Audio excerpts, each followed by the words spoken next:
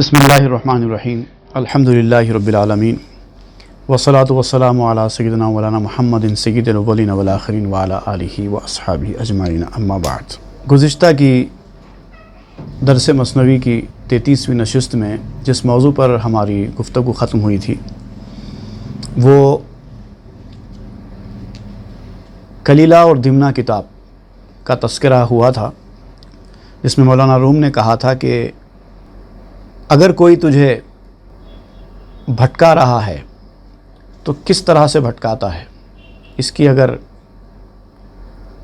پہچان کرنا ہے یا اس کو سمجھنا ہے تو کلیلہ دمنہ کتاب میں ایک قصہ بیان ہوا ہے، وہ قصے کو پڑھو اور اس میں اپنا حصہ طلب کرو، یعنی کیا سمجھ میں آتا ہے تم کو، کتنا سمجھ میں آتا ہے وہ سمجھنے کی کوشش کرو تو تم کو پتہ چلے گا۔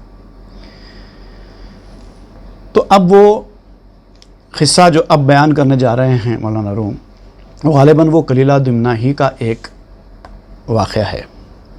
اب دیکھیے ہوتا کیا ہے، ایک شیر کا اور جنگلی جانوروں کا قصہ بیان کر رہے ہیں، اور شیر اور ان جنگلی جانور جو شکاری جانور ہوتے ہیں ان کا قصہ، ان دونوں کے درمیان جو مکالمہ ہوتا ہے، اصل وہ مکالمہ جو گفتگو ان دونوں کے درمیان جو ایک موضوع کو لے کر جو بحث ہے، وہ بحث قابل توجہ ہے۔ دونوں کے جو نکتے ہیں، دونوں گروپس کے جو نکتے ہیں، وہ نکتے سمجھنے کی ضرورت ہے۔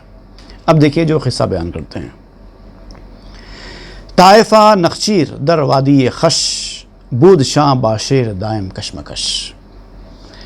شکار کے جانوروں کی ایک ٹکڑی ایک وادی میں، ایک ویلی میں، بہت ہی خوبصورت ویلی ہے، وادی خش کہتے ہیں، جو ہرے بھرے سرسبز و شاداب جو ویلی ہوتی ہے، اس وادی میں تھی جانوروں کی، شکاری جانوروں کی ایک ٹکڑی، مختلف قسم کے جانور تھے اس میں، اور ایک شیر بھی وہاں پر تھا جو بہت ہی طاقتور اور بہت ہی خونخوار شیر تھا۔ تو اس شیر اور ان شکاری جانوروں کے درمیان ایک کشمکش تھی، مستقل کشمکش زمانے سے چلتی آ رہی تھی۔ یعنی ہوتا کیا تھا کہ شیر جب بھوک لگتی تو ان شکاری جانوروں پر حملہ کر دیتا، تو اس کا تو جو پیٹ ہے وہ کسی ایک جانور کے گوشت سے بھر جاتا، لیکن اس کشمکش میں، اس حملے میں کیا ہوتا، کئی جانور زخمی ہو جاتے، ان زخمی جانوروں میں کئی جانور تو مر بھی جاتے، لیکن شیر کو تو ایک جانور کا گوشت کھانا رہتا، وہ کھاتا اور چل دیتا، باقی جانوروں کی غیر ضروری جانیں چلی جاتی۔ یہ ہوتا تھا۔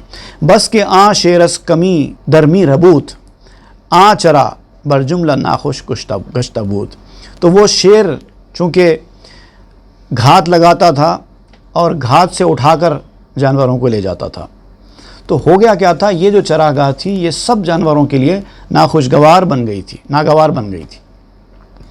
شیر آتا، کئی جانوروں پر حملہ کرتا اور کچھ جانوروں کو اٹھا کے لے کے جاتا، اور ظاہر بات ہے بھوک تو وہ اتنی ہی کھائے گا جتنی اس کی بھوک ہے، کھانا تو اتنا ہی کھائے گا، گوشت تو اتنا ہی کھائے گا جتنی اس کی بھوک ہے، اور شیر کی بھوک ایک آدھ جانور سے بڑھ کے تو ہوتی نہیں ہے، تو غیر ضروری ایک جانور کی بھوک رکھتے ہوئے شیر کئی جانوروں کو ہلاک کر دیتا تھا۔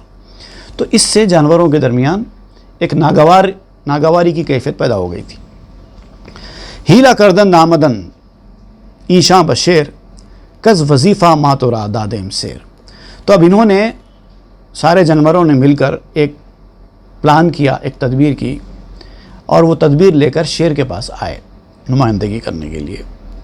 کز وظیفہ ماتورا دادیم سیر، اور ایک تجویز پیش کی شیر کو کہ آپ کو ایک جانور کی خوراک منظور ہے نا، آپ کو جب بھوک لگتی ہے تو آپ کو ایک جانور چاہیے، اور جب آپ کی بھوک مٹ جاتی ہے تو پھر آپ جانوروں کی طرف پلٹ کر بھی نہیں دیکھتے۔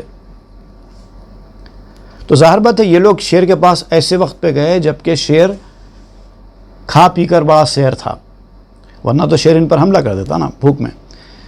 کھا پی کر شیر تھا، مست تھا شیر۔ یہ لوگ گئے اور نمائندگی کی کہ جو آپ کر دیتے ہیں ہمارے ساتھ، ہماری زندگیوں کے ساتھ کھیل رہے ہیں، یہ مناسب نہیں ہے، ایک جانور ہم آپ کی خدمت میں بھیج دیا کریں گے، آپ اس سے اپنا پیٹ بھر لیجئے۔ کیوں ایک جانور کے لیے آپ 4 جانور کو موت کے گھاٹ اتار رہے ہیں؟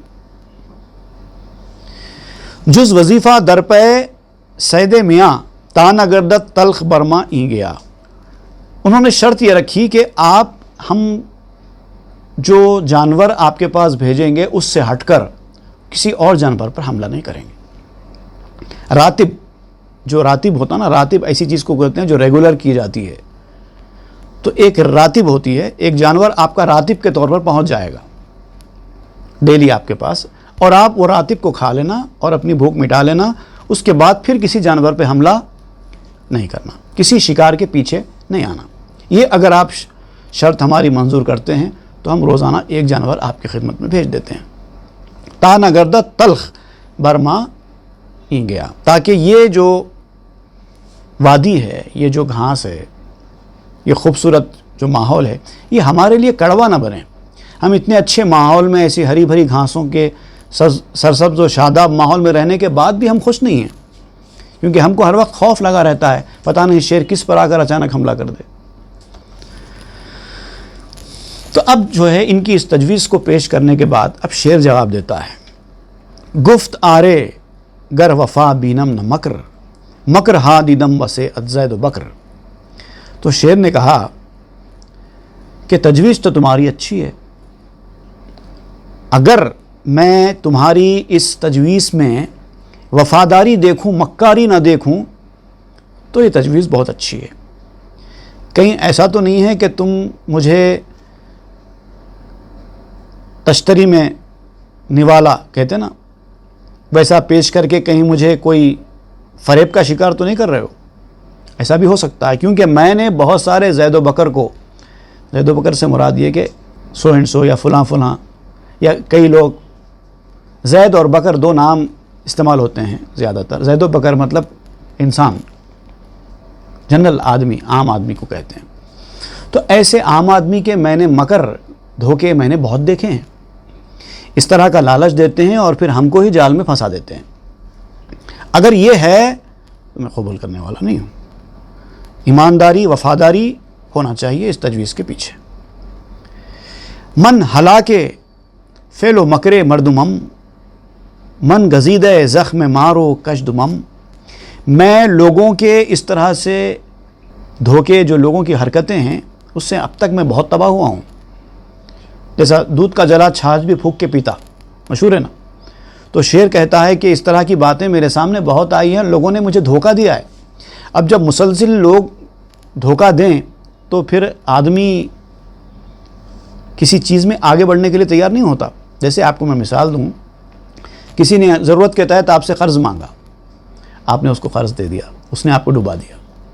پھر چند دن کے بعد پھر ایک صاحب آئے، آ کر کہنے لگے میں ضرورت مند ہوں، مجھے قرضہ دو۔ آپ کے پاس پیسے ہے، آپ کا بھی دل ایمان والا ہے، ہمدرد ہے، تو آپ نے ہمدردی کے مارے اس کو پیسے دیے، اس نے ڈبا دیے۔ پھر تیسرا آدمی آیا، اس طرح کرنے لگا، تو آدمی کب تک برداشت کرے گا؟ اس کے بعد جب حقیقی ضرورت مند بھی اس کے پاس آئے، اچھے ارادے کے ساتھ بھی آئے، تو آپ کیا کرتے ہیں؟ کچھ بھی ہیلا بنا کر، کیونکہ آپ دودھ کے چلے ہیں، اب چھانچ بھی پھونک کے پئیں گے، نہیں بھائی اب نہیں ہو سکتا، بہت محنت سے لیا۔ تو شعر کا معاملہ بھی ویسے ہی ہے۔ شعر کہہ رہا ہے کہ میں نے اس طرح کے بہت تجاویز دیکھے ہیں اور اس طرح سے بہت معاملات کا میں نے سامنا کیا ہے، اب میں اس طرح سے کسی پہ بھروسہ نہیں کر سکتا، میں بہت تباہ ہو گیا ہوں۔ من گزیدہ زخم مارو کشدمم، میں اس طرح کے سانپ اور بچھوؤں کا بہت زخم کھایا ہے میں نے۔ مطلب دھوکے باز لوگوں کو کہہ رہا ہے، سانپ اور بچھو سے مراد اس کا۔ مردم نفسس درونم در کمی، از ہما مردم بتر در مکرو کی۔ میرے اندر سے میرا نفس بھی ہر وقت گھات میں ہے، میرا بھی تو ایک نفس موجود ہے، ایسا نہیں ہے کہ میں بے نفس آدمی ہوں، لوگ مجھے جو چاہے میرے ساتھ کر لیں اور میں سب کو سہتا پھروں، ایسا تو نہیں ہو سکتا۔ مکر جو ہے، جو دھوکہ ہے نا، جو دھوکہ ہے اور جو کینہ ہے دل کے اندر بھرا ہوا، اس میں نفس بہت اس میں حاوی ہوتا ہے۔ ہر نفس کے اندر دھوکہ اور کینہ بھرا ہوا ہوتا ہے۔ جب تک نفس کی تربیت نہ ہو یہ چیزیں دور نہیں ہوتی۔ گوش ملا یلدغ المؤمن شنید، قول پیغمبر بجانو دل گزید۔ اب یہاں پر شیر سے مراد حقیقی شیر نہیں ہیں، اور نہ شکاری جانوروں سے مراد حقیقی شکاری جانور ہیں، بلکہ شکاری جانوروں اور شیر کے پیرائے میں آپ کو اچھی بات بتانے کے لیے، سمجھانے کے لیے ایک کہانی کا سہارا لیے گئے. میں نے کئی بار آپ کو یہ بات بتائی ہے کہ یہاں پر آپ کہانیوں پر زیادہ توجہ مت دیجیے. کہانی سنیے اور جو باتیں اس کہانی کے پردے میں کہی جا رہی ہیں وہ ساری قابل غور ہے، قابل عمل ہے. تو اب یہاں جو شعر کہہ رہا ہے کہ میں نے پیغمبر صلی اللہ علیہ وسلم کا ایک قول سنا ہے، حدیث شریف سنی ہے کہ لا یلدغ المؤمن من حجر واحد مرتين. مومن جو ہوتا ہے بڑا بھولا بھالا ہوتا ہے، مومن سیدھا سادہ سمپل، بہت آسانی سے مومن کو دھوکہ دیا جا سکتا ہے. چکنی چپڑی باتیں اگر آپ کریں گے، کیونکہ اتنا صاف دل ہوتا ہے وہ کہ کسی کی چکنی چپڑی باتوں میں آ جاتا ہے. اس کے دل کی سادگی کی علامت ہے وہ. مکار آدمی کو آپ جلدی گھیرے میں نہیں لے سکتے، جبکہ سیدھا سادہ بھولا بھالا آدمی جلدی کسی کے چنگل میں پھنس جاتا ہے. لیکن حدیث شریف میں آیا ہے کہ ایک مومن کو 2 مرتبہ ڈسا نہیں جا سکتا. پہلی بار اس کو ڈس دیا جائے گا اس کی سادگی کی وجہ سے، لیکن جب ایک بار اس کو ڈسا جاتا ہے تو اس کی فراست کام کرنا شروع کر دیتی ہے، کیونکہ مومن فراست والا بھی ہوتا ہے. اسی لیے ایک اور حدیث شریف میں مومن کی فراست سے ڈرنے کی بات کہی گئی ہے. وہ پہلی بار سادگی کا مظاہرہ کرے گا، ایمانداری کا مظاہرہ کر کے، اپنے ہمدردی اور دل کی نرمی ظاہر کر کے کسی کے باتوں میں آ جائے گا. لیکن ایک بار دھوکہ کھانے کے بعد مومن دوسری بار پھر دھوکہ نہیں کھاتا، کیونکہ اب اس کی فراست جاگ جاتی ہے. تو یہ بتا رہا ہے شعر کہ میں نے یہ حدیث سنی ہے کہ مومن 2 بار ایک سوراخ سے 2 مرتبہ نہیں ڈسا جا سکتا. مومن، یہ اس حدیث کا حوالہ دے رہے ہیں. تو میں نے اس بات کو اپنے دل میں اتار لیا ہے. اب میں دوسری بار دھوکے کا شکار نہیں ہونا چاہتا. تو اب جب شیر نے یہ جواب دے دیا تو اب شکاری جانوروں نے کہا جملہ گفتند اے حکیم باخبر الحذر دع لیس یغنی عن قدر. تو سب شکاری جانوروں نے کہا کہ اے باخبر سردار، آپ بہت انٹلیکچول ہیں، آپ ہمارے سردار ہیں، جنگل کے راجا ہیں، پھر اس کے اوپر انٹلیکچول ہے. کیسی انٹلیکچول باتیں آپ کر رہے ہیں، کیا انٹلیکٹ ہے آپ کا، واہ واہ واہ، حکمت والے ہیں آپ. یقیناً ہم جانتے ہیں اس کو، لیکن اتنی زیادہ احتیاط، اتنی زیادہ تدبیریں اس کی ضرورت نہیں ہے. کچھ چیز تقدیر بھی تو ہوتی ہے. آپ قسمت پہ بھروسہ کیجئے، اللہ پہ بھروسہ کیجئے. آپ اتنا کیوں پریشان ہو رہے ہیں میرے ساتھ دھوکہ ہو جائے گا، ایسا ہو جائے گا، ویسا ہو جائے گا. تقدیر سے کوئی بے نیاز نہیں ہے، اور آپ کا احتیاط تقدیر سے آپ کو بے نیاز نہیں کرے گا. تقدیر پہ بھروسہ رکھیے، اللہ پہ توکل کریے، بھروسہ رکھیے. ایسا کیوں پریشان ہو رہے ہیں آپ؟ در حضر شوری دنے شور و شرست رو توکل کن توکل بہترست. تو انہوں نے کہا کہ احتیاط میں، اپنے آپ کے بچاؤ میں، پریکاشنری میجرز میں اس طرح سے جو شور ہے اور شر ہے یہ کبھی برانگیختہ ہوتا ہے. لیکن ہم کو کیا کرنا چاہیے؟ ہم کو توکل کرنا چاہیے. اور توکل بہت بہترین صفت ہے. اللہ پہ بھروسہ کرو. اللہ تعالیٰ نے تعریف کی ہے وعلی اللہ فلیتوکل المؤمنون. ایمان والے تو اللہ پہ بھروسہ کرتے ہیں. آپ تدبیر پر، احتیاط پر اتنی زیادہ توجہ دے رہے ہیں کہ آپ کا اللہ پہ سے بھروسہ اٹھ رہا ہے.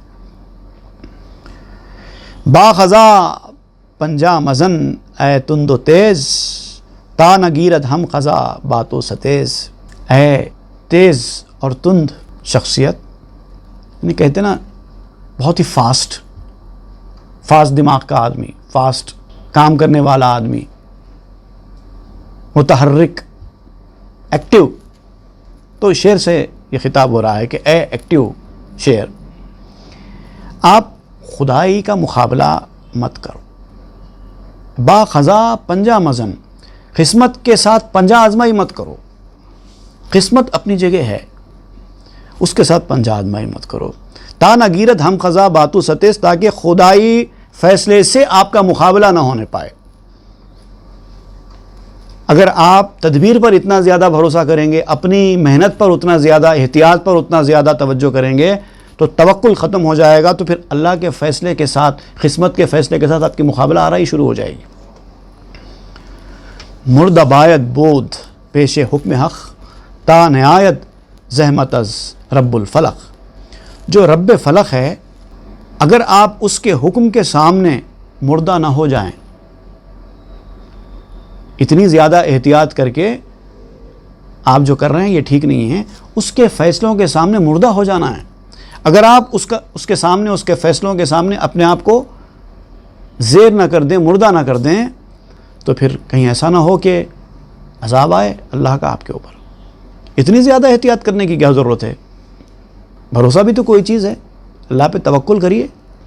جانوروں نے شیر کو سمجھانے کی کوشش کی، لیکن شیر بہت دانا تھا، بہت سمجھدار، پڑھا لکھا، تو اس نے کیا کہا؟ گفت آرے گر توکل رہبرست، ای سبب ہم سنت پیغمبرست۔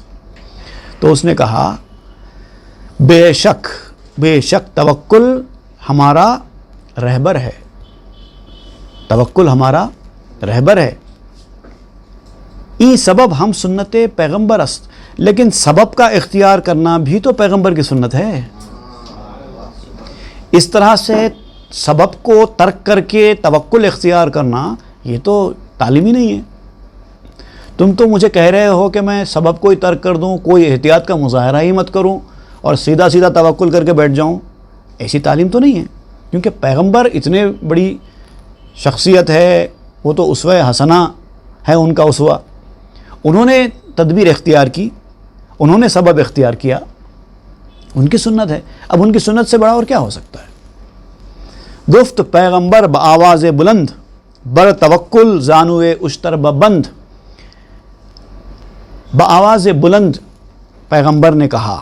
بآواز بلند سے مراد کیا ہے یہاں پر؟ علل اعلان، کوئی چیز چھپا کے نہیں کہی بلکہ کھل کے کہی۔ پیغمبر صلی اللہ علیہ وسلم نے ایک بات بہت کھل کے کہی ہے سمجھانے کے لیے۔ کیا فرمایا؟ بر توکل زانوے اشتر ببند، توکل کے ساتھ اونٹ کے گھٹنے باندھ دو، یعنی پہلے اونٹ کو باندھو، اس کے بعد پھر توکل کرو۔ تو اس کا مطلب یہ ہے کہ اسباب پہلے پورے کرو، اس کے بعد اسباب پہ بھروسہ مت کرو بلکہ مسبب پر، اسباب بنانے والے پر بھروسہ کرو۔ یہ ہے تعلیم۔ شیر نے کہا رمز القاسب حبیب اللہ سنو، اس توکل در سبب کامل مشو۔ القاسب حبیب اللہ کہا گیا ہے، بزرگوں نے کہا ہے کہ القاسب حبیب اللہ، کسب کرنے والا، محنت کرنے والا اللہ کا محبوب ہوتا ہے۔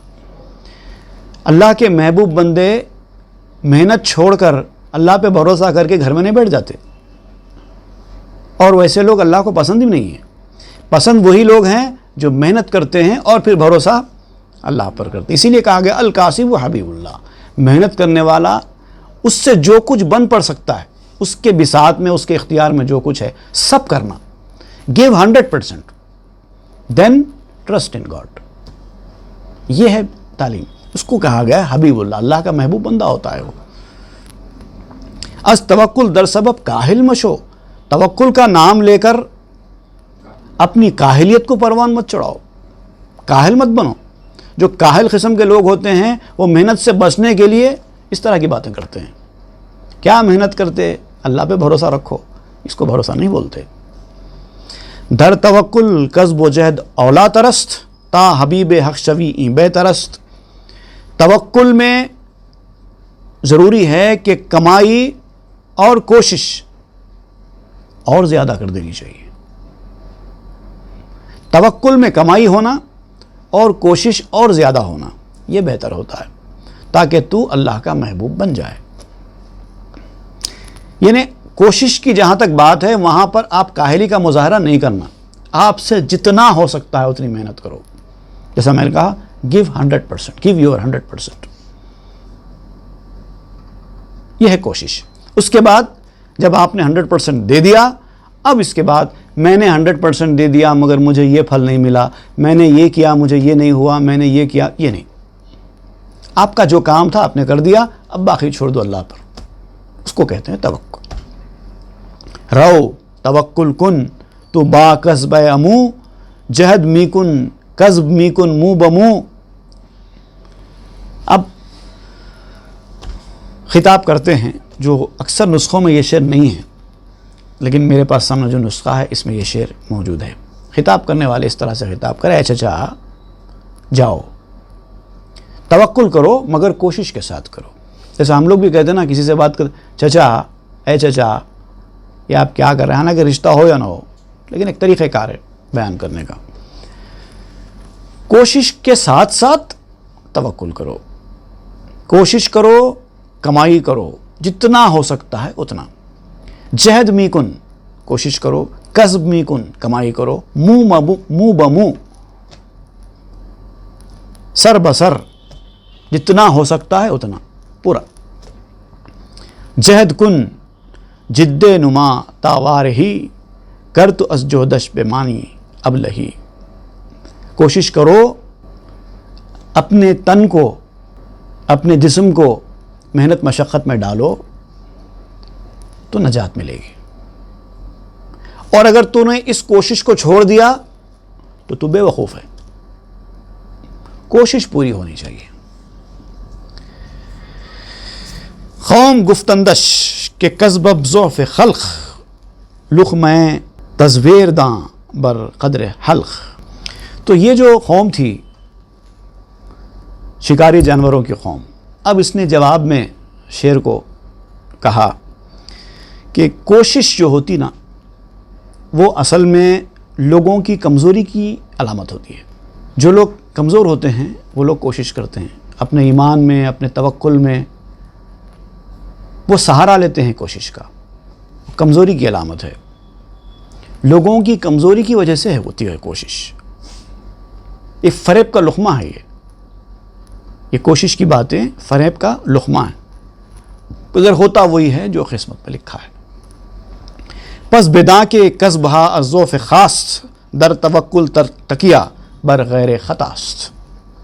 یہ بات جان لو، سمجھ لو کہ کوشش کرنا کمزوری کی وجہ سے پیدا ہوتا ہے، اور توکل اللہ کے سوا کسی اور پر بھروسہ نہ کرنے کا نام ہے. غیر پر بھروسہ کرنا توکل میں غلط ہے. آپ محنت پر بھروسہ کریں گے، کوشش پر بھروسہ کریں گے تو یہ توکل کے میدان میں غلط ہے.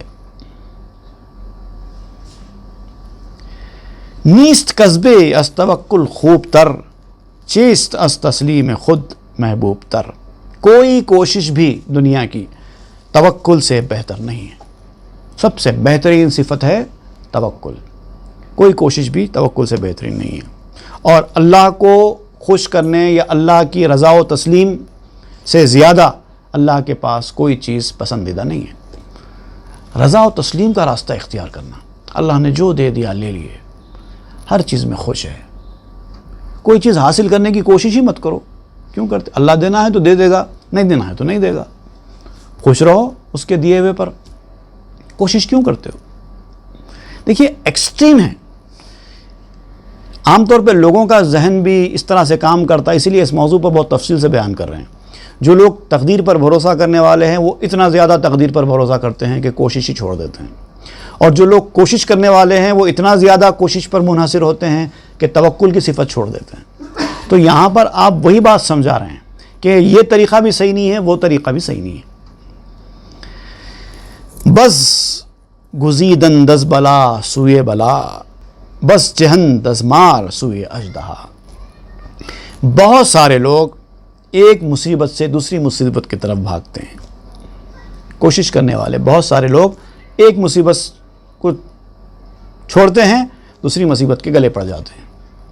اور بہت لوگ ایسے ہیں جو سانپ سے بچتے ہیں تو اژدہے کا نوالا بن جاتے ہیں.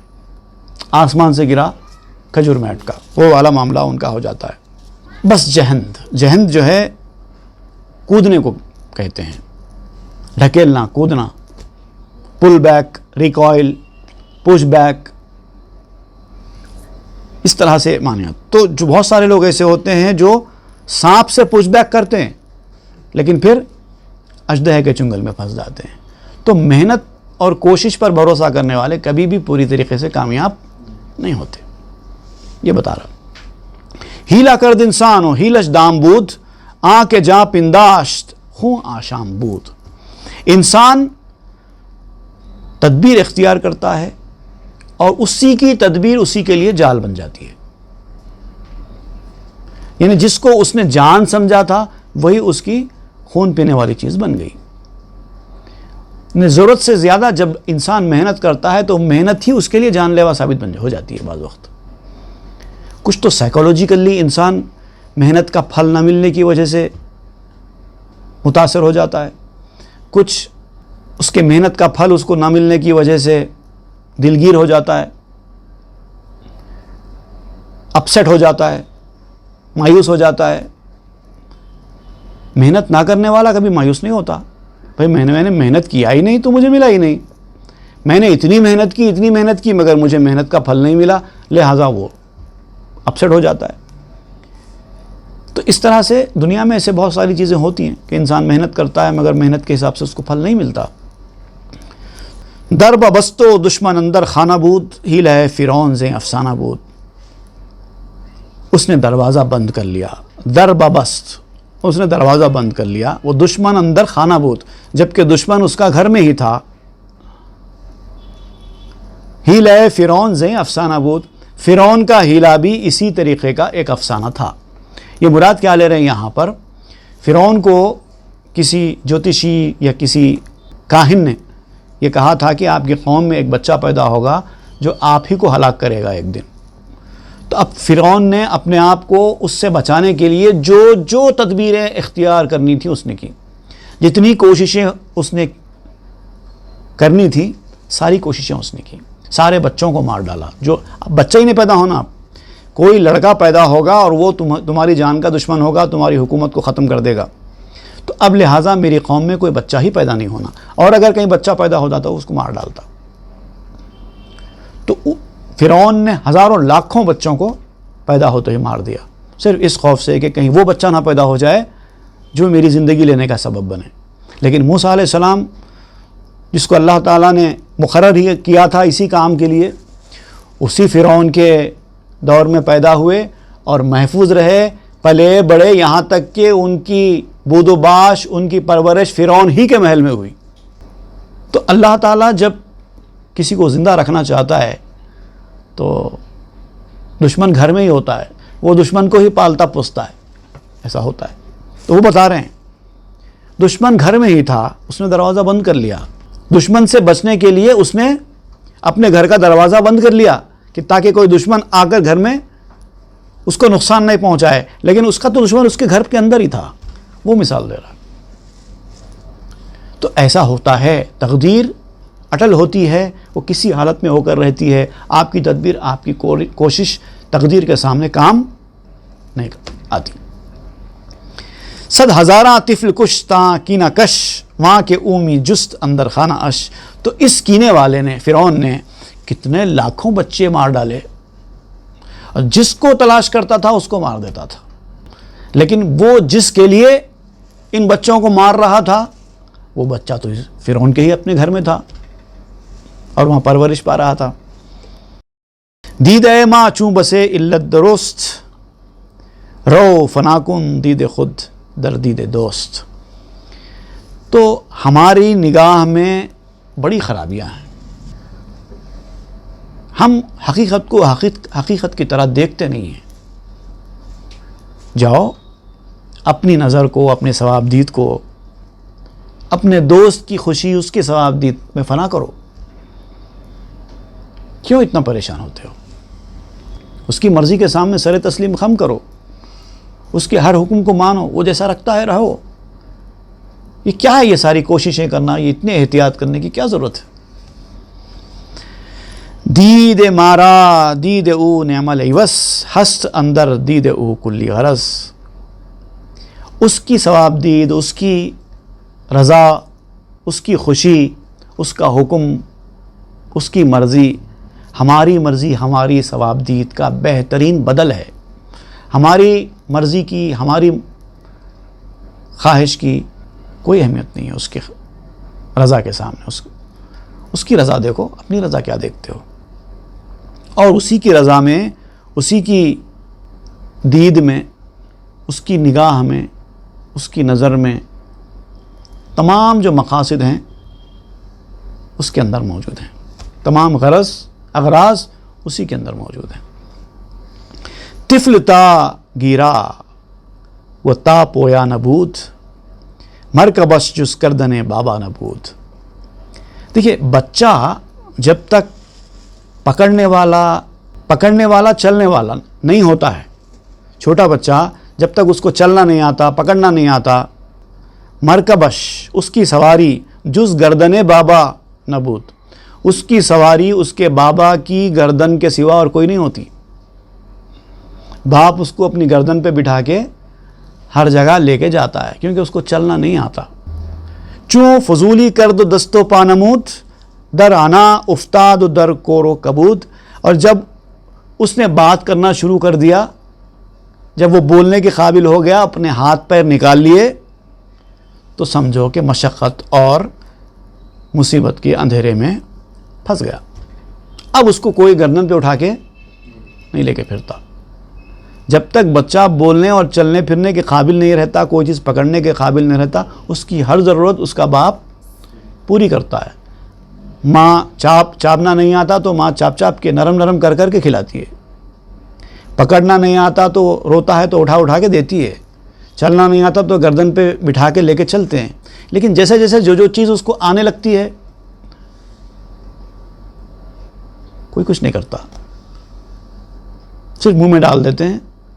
دانت آگے ہیں، چاپ کر کھا لے. اس کے بعد تو منہ میں بھی نہیں ڈالتے، سامنے لا کے رکھ دیتے ہیں، ہاتھ اٹھا کے کھا لے. پھر جب وہ بڑا ہوتا ہے، چلنے پھرنے کے قابل ہوتا ہے، تو اس سے بازار سے سودا منگانے کے لیے بھیج دیتے ہیں. پہلے تو خود لا لیتے تھے، اب بچے سے منگاتے ہیں. پھر جب بچہ کمانے لگتا ہے تو پھر اس سے کمائی بھی لیتے ہیں. تو جو انسان کے اختیار میں آتا چلا جائے گا، جتنا وہ اتنا زیادہ مصیبت اور مشقت میں پڑتا چلا جائے گا. اسی لیے سب اوپر چھوڑ دو، اپنا کچھ مت رکھو. جان ہائے خلق پیشد از دست و پا می پریدند از وفا اندر صفا. لوگوں کی روحیں جو ہیں، جان ہائے خلق، لوگوں کی جانیں، پیش از جان ہائے خلق پیش از دست و پا، ہاتھ اور پاؤں سے پہلے ہیں. ہاتھ اور پاؤں بعد میں آئے، جان پہلے آئی ہے. اور می پریدند از وفا اندر صفا، جو پہلے دنیا میں آنے سے پہلے اپنے کمال کی وجہ سے، اپنے وفا کی وجہ سے، کمال وفا کی وجہ سے وہ ایک ایسی دنیا میں اڑ رہی تھیں روحیں جو عالم صفا ہے، پاکیزہ عالم ہے، عالم غیب ہے جو دکھائی نہیں دیتا تھا. جب اس کو ہاتھ پاؤں نہیں تھے، اس کے ہاتھ میں کچھ نہیں تھا، تو اس کی ساری ضرورتیں پوری ہوتی تھیں. ماں کے پیٹ کے اندر اس کو برابر کھانا مل رہا تھا. تو جیسے جیسے انسان کو اختیار ملتا چلا جائے گا، ویسے ویسے اس کی محنت مشقت بڑھتی چلی جائے گی. چوں بھی امری اہبتو بندی شدند حبس خشم و حرص و خرسندی شدند. جب اہبتو کا حکم آیا تو اب وہ کیا ہو گئی؟ قیدی بن گئی. یہ اہبتو کیا ہے؟ جب انسان کے لیے اہبتو کا حکم آیا تو وہ قیدی بن گئی. اہبتو کا مطلب ہے اترو. اب یہ قرآن مجید میں ایک موسیٰ علیہ السلام کے حوالے سے بھی یہ لفظ آیا ہے، اہبتو مصرا فإن لکم ما سألتم. لیکن وہاں وہ اہبتو نہیں ہے. یہاں پر سورہ الاعراف میں آدم علیہ السلام اور بی بی حوا علیہ السلام کا جو ذکر آیا ہے، آیت نمبر 24، وہ اس طرف اشارہ ہے. قال اهبطوا بعضكم لبعض عدو ولكم في الارض مستقر ومتاع الى حين. آدم علیہ السلام کو جنت سے زمین پر بھیج دیا گیا تو یہ لفظ استعمال کیا گیا، اہبطوا، اتر جاؤ. اب یہاں اس دنیا میں تم چلے جاؤ جہاں تم اب ایک دوسرے کے دشمن رہو گے. اب زمین ہی تمہارا ٹھکانہ ہے ایک وقت مقررہ تک. تو جب تک اہبتو کا حکم نہیں آیا تھا، جنت میں آرام سے گھوم رہے پھر رہے تھے. لیکن جیسے ہی اہبتو کا حکم آیا، نیچے اترو، نیچے اتر گئے، قیدی بن گئے. حبس خشم و حرص و خرسندی شدند، غصہ، حرص، خوشی، یہ ساری صفتیں یہاں آنے کے بعد پیدا ہوئی، اس میں گرفتار ہو گئی. جیسے ہی اہبطوا کا حکم آیا، اس دنیا میں آ گئے، زمین پر قدم رکھ لیا، اب یہ ساری چیزیں پیدا ہو گئی، یہ صفات پیدا ہو گئے، خوشی، ناخوشی، غصہ، حرص، بھوک، لڑائی جھگڑا، خون ریزی، فساد، یہ ساری چیزیں پیدا ہو گئی۔ آ کے او از آسماں باراں دہد، ہم توانت کو برحمت نہ دہد۔ جو آسمان سے بارش عطا فرماتا ہے وہ یہ بھی تو کر سکتا ہے کہ اپنے کرم سے روٹی دے دے۔ جب وہ اتنا طاقتور ہے کہ آسمان سے بارش برساتا ہے اور وہ بارش سے زمین کے اوپر جو ہے جھاڑ اگاتا ہے، اس کو پھل دیتا ہے، ایسی حیرت انگیز چیزیں کرتا ہے، تو روٹی دینا کیا بڑی بات ہے اس کے لیے؟ کیوں محنت کرتے ہو؟ اس کے اوپر بھروسہ کرو۔ ساری گفتگو کے بعد پھر وہی بات سمجھائی جا رہی ہے۔ گفت شیر آرے ولے رب العباد، نرد بانے پیش پائے مانے ہاتھ۔ شیر نے کہا ہاں بالکل تم نے صحیح کہا ہے، بالکل صحیح کہا ہے تم نے، لیکن مسئلہ کیا ہے کہ یہ بندوں کے پروردگار نے، رب العباد بندوں کے پروردگار نے ہمارے پیروں کے نیچے سیڑھی رکھی ہے۔ اللہ نے بندوں کے پاؤں کے نیچے سیڑھی رکھی ہے اور فرمایا ہے کہ جس جس کو چڑھنا ہے وہ سیڑھی سے چڑھو۔ مطلب بیان کرنے، ابھی تفصیل سے آگے بیان ہوگا، کہنے کا مطلب یہ ہے کہ مسبب جو ہے، ساری ضرورتیں پوری کرنے والا، اس نے جو ہم کو چڑھنے کے لیے سیڑھیاں رکھا ہے، جو اسباب دیا ہے، اسی لیے تو دیا ہے کہ ہم وہ اسباب پورے کریں۔ اسی نے تو کیا ہے، یہ اسباب بنائے ہی اسی نے محنت کرنے کے لیے، ہم کو ہاتھ پاؤں دیے اس نے محنت کرنے کے لیے۔ تو ہاتھ پاؤں کا اس کا دینا ہم کو یہ خود اس بات کی علامت ہے کہ وہ چاہتا ہے کہ ہم محنت کریں۔ پایا پایا رفت باید سوئے بام، ہست جبری بودا نیجا تم خام۔ کوٹھے پر رفتہ رفتہ چڑھنا چاہیے، اسی لیے سیڑھی دی گئی ہے، اور اس مقام پر جبری بن جانا، جیسے کہ فرقہ جبریہ کا میں تذکرہ کر رہا تھا، ویسے بن جانا یہ خام خیالی ہے۔ تم خام، تم خام کہتے ہیں جھوٹی امید، جھوٹی امید، فولش ہوپس، ایسا نہیں رکھنا چاہیے۔ مسبب نے ہی تو اسباب بنائے ہیں، اور اسباب بنائے ہیں اسی لیے تاکہ ہم وہ اسباب اختیار کریں۔ پائیداری چونکنی خدرا تو لنگ، دست داری چونکنی پنہا تو چنگ۔ تو پیر رکھتا ہے تو کیوں اپنے آپ کو لنگڑا بناتا ہے؟ جب تجھے پیر ملے ہیں، تیرے پاس پیر ہے، تو پھر تو اپنے آپ کو لنگڑا کیوں بناتا ہے؟ دست داری چونکنی پنہا تو چنگ، تو ہاتھ رکھتا ہے تو پھر پنجہ کیوں چھپاتا ہے؟ استعمال کر، اپنے ہاتھ اور پاؤں کا استعمال کر۔ You have feet. Why do you make yourself out to be lame? You have hands. Why do you conceal the fingers whereby you grasp? جب تم پکڑ سکتے ہو، چل سکتے ہو، تو اپنے ہاتھ پاؤں کیوں چھپاتے ہو؟ خواجہ چوں بیلے بدستے بندہ داد، بے زباں معلوم شد اورا مراد۔ دیکھیے ہوتا کیا ہے، کوئی مالک نے جب اپنے کسی غلام کو، اپنے کسی نوکر کو ہاتھ میں بیلا تھما دیا، تو بغیر کچھ کہے کہ کیا کرنا ہے، اس کو معلوم ہو گیا کہ کرنا کیا ہے، مقصد کیا ہے۔ بیلا کیا ہوتا ہے جانتے ہیں آپ؟ ہمارے پاس اردو میں بیلچا کہتے ہیں، لیکن بیلچا بھی ہمارے یہاں پر حیدرآباد میں یہ لفظ ذرا بیلچا بھی استعمال کم ہوتا ہے، دیگر شمالی ہند یا پاکستان وغیرہ میں یہ لفظ کا استعمال زیادہ ہے، ہمارے پاس نہیں۔ ہمارے پاس خاص طور سے حیدرآباد کا، وہ نارتھ انڈیا کا میں نہیں جانتا، لیکن یہاں پر ہمارے پاس پھوڑا کہا جاتا ہے، انگلش میں جو ہے اسپیڈ کہتے ہیں اس کو، پھوڑا۔ اس میں ہوتا کیا ہے، ایک کھودنے والا ایک ٹول ہوتا ہے، اس کو ایک ہینڈل ہوتا ہے پکڑنے کا، اور پھر ایک فلیٹ بلیڈ ہوتی ہے سامنے کی طرف، تو وہ کھودنے کے لیے، کھود کر اس کو مٹی نکالنے کے لیے استعمال کرتے ہیں۔ بیلچا ایک اور ایک معنی میں بھی استعمال ہوتا ہے، اس کو انگلش میں شاول کہتے ہیں، SHOVEL، شاول۔ اس میں اور یہ اسپیڈ میں فرق کیا ہے؟ شاول جو ہے ایسا لمبا ہوتا ہے، اس کو ادھر مٹی لے کے دوسری طرف ڈالتے ہیں، اس کو بھی ایک لکڑی ہوتی ہے، اس کے سامنے بھی ایک بلیڈ ہوتی ہے، وہ بلیڈ سے مٹی لیتے ہیں، کچرا وغیرہ اٹھاتے ہیں، دوسری طرف ڈالتے ہیں، ایسا کھڑا ہوتا ہے. لیکن جو اسپیڈ ہوتا ہے وہ تھوڑا سا سامنے کی طرف ایسے مڑا ہوا ہوتا ہے، جس کو پھاوڑا کہتے ہیں. شاول کو پھاوڑا نہیں بولتے، اس کو یوزولی عام طور پر کدال کہا جاتا ہے. تو بہرحال جو بھی ہو، چونکہ یہاں پر خواجہ چوں بیلے بدستے بندہ داد، اب یہ بیلے کا لفظ استعمال ہو رہا ہے تو میں یہاں پر آپ پھاوڑا ہی میں سمجھاؤں گا آپ کو. تو کہنا یہ چاہتے ہیں مالک اپنے کسی نوکر کو، اپنے کسی غلام کو جب ہاتھ میں پھاوڑا تھما دے، یہ لو میاں یہ لے کے جاؤ، تو خود سمجھ میں آتا ہے کہ مالک کیا کہنا چاہتا ہے. سمجھانے کی ضرورت نہیں ہے، انڈرسٹوڈ ہے وہ. یہ پھاوڑا لے کے جاؤ، وہ مٹی وہاں سے اٹھاؤ، یہ کھودو زمین، بولنے کی ضرورت نہیں ہے. جب زمین کے پاس کھڑے رہ کے مالک نے غلام کو ہاتھ میں پھاوڑا تھما دیا تو صاف مطلب یہ ہے کہ اس کو زمین کو کھودو، بولنے کی ضرورت نہیں ہے.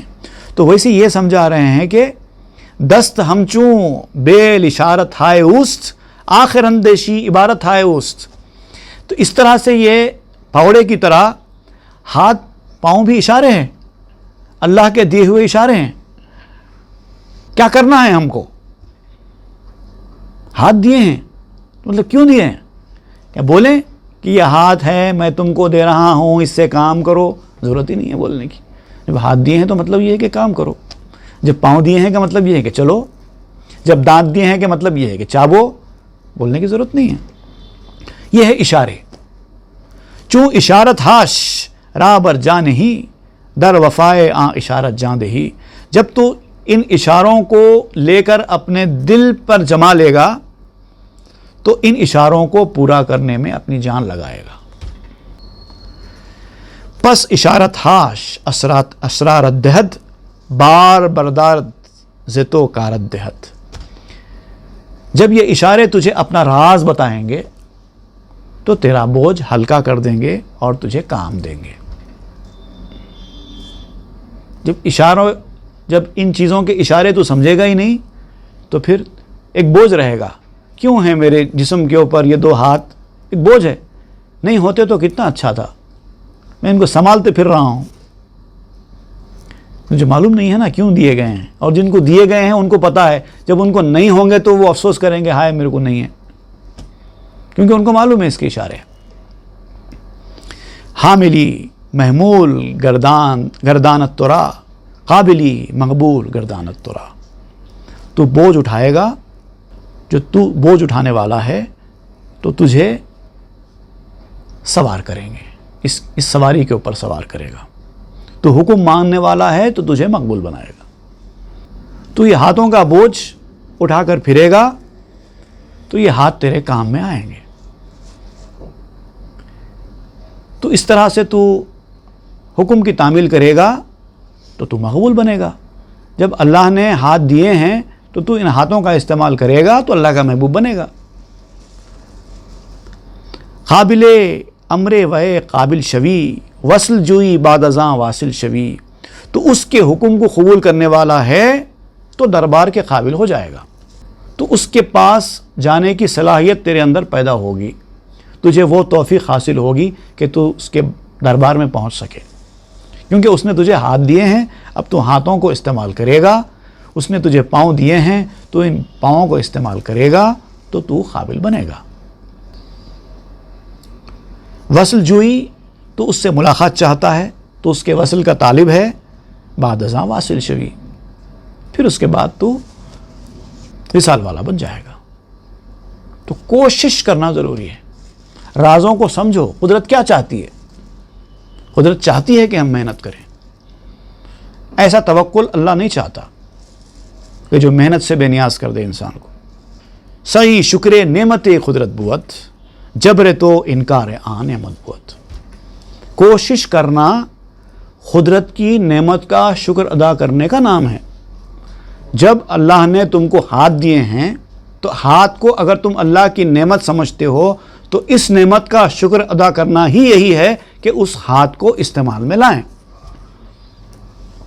जबरे तो और तेरा ये जबरी बन जाना, मेहनत मशक्क़त से अपने आप को दूर रख के तवक्कुल की बातें करना, ये अल्लाह की दी हुई नेमत का इनकार करना है। अल्लाह ने आपको मेहनत करने के सारे असबाब दिए, जिस्म में क़ुव्वत दी, देखने के लिए आँखें दी, सोचने के लिए दिमाग दिया, उसके बाद भी आप मेहनत नहीं करेंगे तो इतनी सारी नेमतों की नाशुक्री होगी। शुक्र नेमत नेमतत अफजू कुनत, कुफ्र नेमत अज़कफ़त बेरों कुनत। और नेमत पर शुक्र अदा करने से नेमतें बढ़ जाती हैं, और नेमत का कुफ्र करना नेमतों को तेरे कब्ज़े से निकाल देगा। नहीं, गोया अगर आप हाथों का इस्तेमाल करते रहेंगे, हाथों की तो मैं खाली एक मिसाल के तौर पर बयान कर रहा हूँ, सारी नेमतें, अगर आप हाथों को इस्तेमाल करते रहेंगे तो आपके हाथ चलते रहेंगे और ताकत में इजाफा होता रहेगा। जो लोग जितनी ज़्यादा मेहनत करते हैं उनकी ताकत भी उसी कदर बढ़ती चली जाती है, होती है कि नहीं? जो लोग ज़्यादा वज़न उठाते हैं, जो लोग ज़्यादा मेहनत करते हैं, पसीना पसीना होते हैं, उनकी ताकत बढ़ती चली जाती है। जो लोग ज़्यादा आराम करते हैं, मेहनत नहीं करते, उनकी ताकत कम होती चली जाती है। और आप बिल्कुल ही हाथ पाँव को एक तरफ करके रख दें, बिल्कुल काम ही ना लें, तो फिर वो पूरा मफलूज हो जाएगा, हाथ बिल्कुल बेकार हो जाएगा। तो ये तो अल्लाह ताला बता रहा है ना, दुनिया में हमारी सामने मिसालें हैं। एक आदमी अगर 6 महीने तक बेड पे लेटा रहे तो उसके बाद तो वो हलने के काबिल भी नहीं रहेगा, जबकि मेहनत करने वाला आदमी 6 महीने क्या 2 साल 10 साल तक भी मेहनत करता है तो चलता रहता है। तो ये पयाम कुदरत है कि मेहनत करो। जबरे तो खुफ्तन बुवत दर्रह मखुस्प, ताना बीनी आंदरो दरगाह मखुस्प। अपने आप को मजबूर समझना, ऐसे जबरियों की तरह अपने आप को मजबूर समझना और मेहनत मशक्क़त को अहमियत नहीं देना और झूठी उम्मीद में रहना और उसका नाम तवक्कुल देना, यह बिल्कुल ऐसा है जैसे रास्ते में सो जाना, लोगों के चलने वाले रास्ते में सोकर सो जाना। मगर तेरा काम क्या है कि जब तक तू उस दर को, उस दरगाह को अपनी आँखों से न देख ले, तुझे सोना नहीं है। ताना बीनी आंदरो दरगाह मखुस्प, जब तक वो दर और वो दरगाह को अपनी आँखों से ना देख लो, सोना नहीं है। हाँ, मखुस्प है जबरी बे एतबार, जुज़ बज़ेरे आ दरख्ते मेवादार।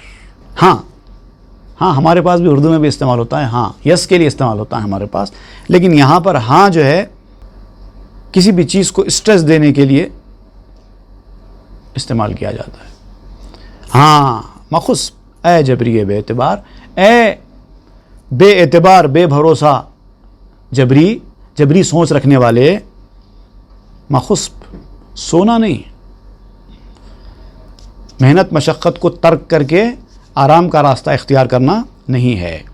जुज़ बज़ेरे आ दरख्ते मेवादार, हाँ उस दरख्त के नीचे जो मेवादार दरख्त है, जो मेवे बरसाने वाला दरख्त है, अल्लाह के फजल व इनायत का दरख्त, जब तक वो मेवादार दरख्त के नीचे तुमको जगह न मिले तब तक सोना नहीं है।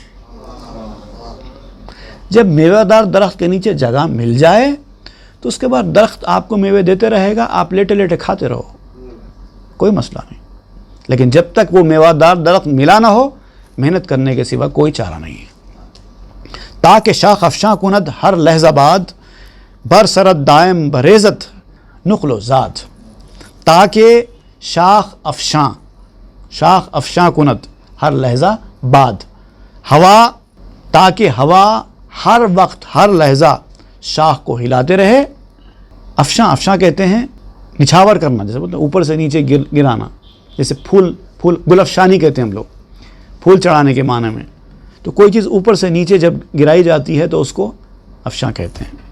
तो ताकि शाख अफशां कुनत हर लहज़ा बाद, ताकि हवा चले और शाखें हलें और मेवा आपके लिए गिरता रहे।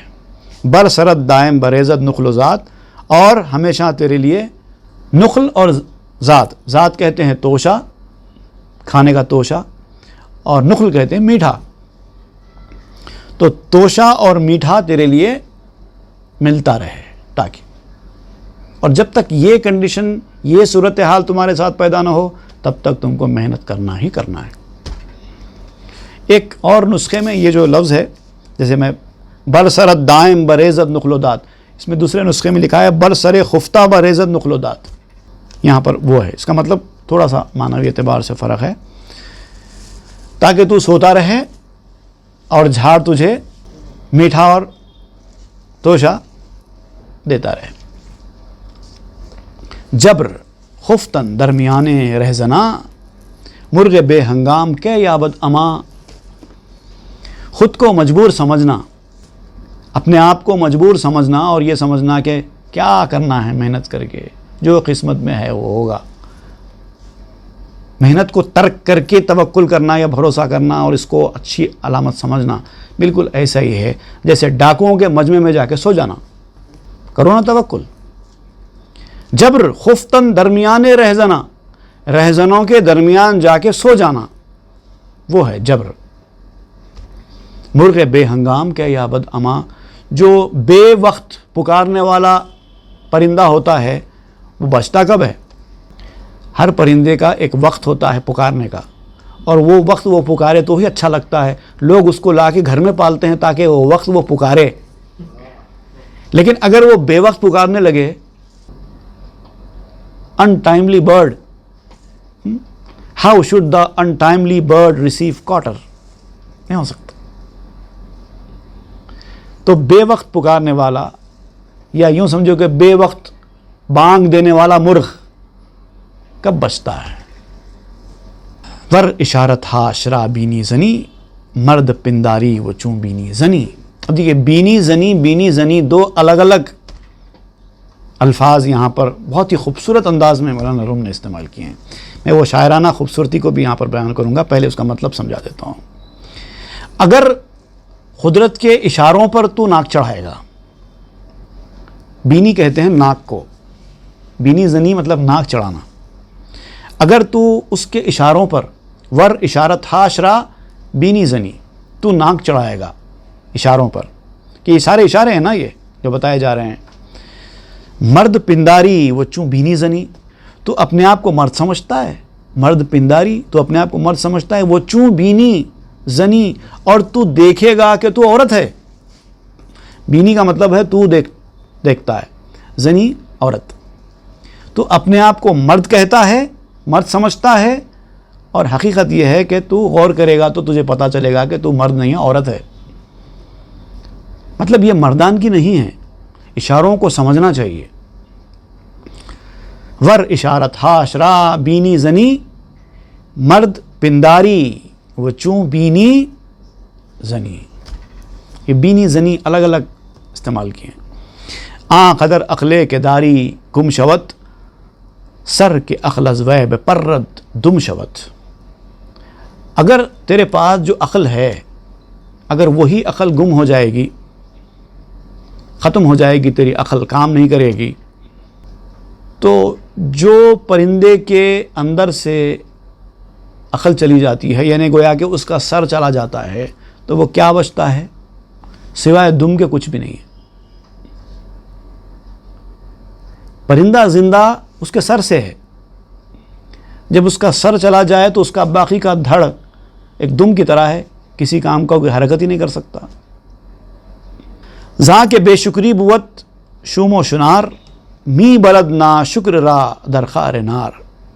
چونکہ ناشکری منحوس اور نامبارک ہوتی ہے، ناشکری کوئی اچھی چیز نہیں ہوتی، منحوس چیز کا نام ہے، نامبارک چیز کا نام ہے۔ می برد ناشکر را در خیر نار، تو ناشکرے کو وہ اس کی ناشکری سوائے اس کے کہ وہ جہنم میں لے جاتی ہے اور کچھ نہیں ہوتا۔ تو گویا کہ اللہ کے دیے ہوئے اسباب کو ترک کر دینا بھی اسباب کی ناشکری ہے۔ گر توکل می کنی در کار کن، کذب کن پس تکیہ بھر جبار کن۔ اب بہت کام کی بات یہاں پر شعر بیان کرتا ہے۔ تو اگر تو واقعی توکل کرنا چاہتا ہے،